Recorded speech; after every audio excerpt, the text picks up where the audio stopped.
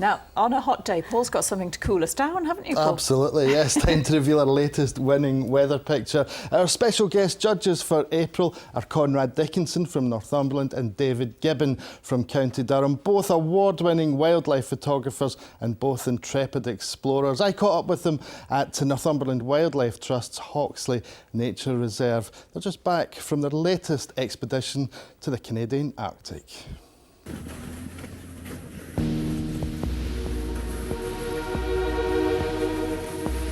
I've just got back from Ellesmere Island, 10th largest island in the world, probably the hardest place to get to in the world, and it's pretty extreme. You know, we're talking minus 50 on a sort of a daily basis. And for me, it was unfinished business. I'd been there 14 years ago and followed by wolves day and night for 3 days. But I wasn't as much into photography then, so it was to try and nail these photographs.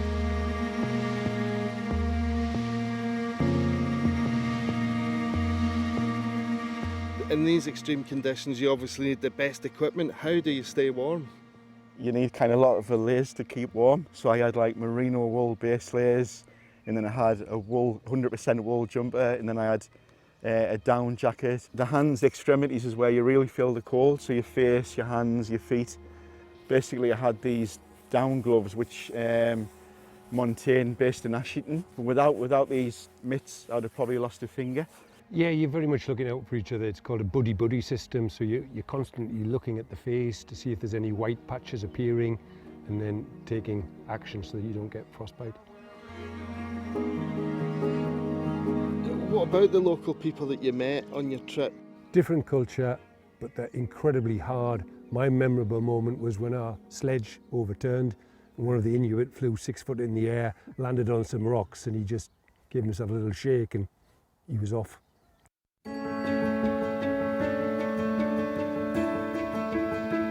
I left you a selection of our viewers' April weather pictures to have a look at. What did you make of them, Conrad? It was maybe harder judging the photographs because there were so many good ones, but as hard as the expedition, if the truth be told. There was a little bit of to and fro, wasn't there?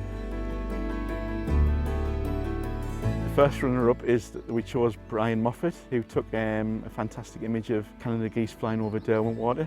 The image is absolutely fantastic. He's got the snow on the mountains, the depth of field as well. He's obviously used a nice aperture to get it all in focus. The scale as well, seeing the composition of the geese flying over such beautiful mountains is absolutely stunning. The second runner-up was Murray McLaren. Great picture of Darlington, absolutely fantastic. He's got the juxtaposition of this wonderful blossom in the foreground and then totally in focus clock tower. It brings the two together, fantastic.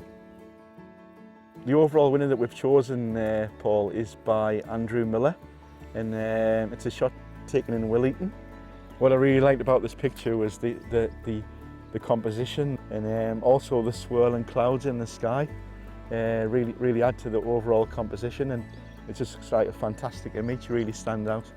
I mean, I particularly like the complementary colours of the bright blue sky and that vivid yellow oilseed drape. I mean, stunning, stunning. Congratulations, Andrew. Big thanks to Conrad and David.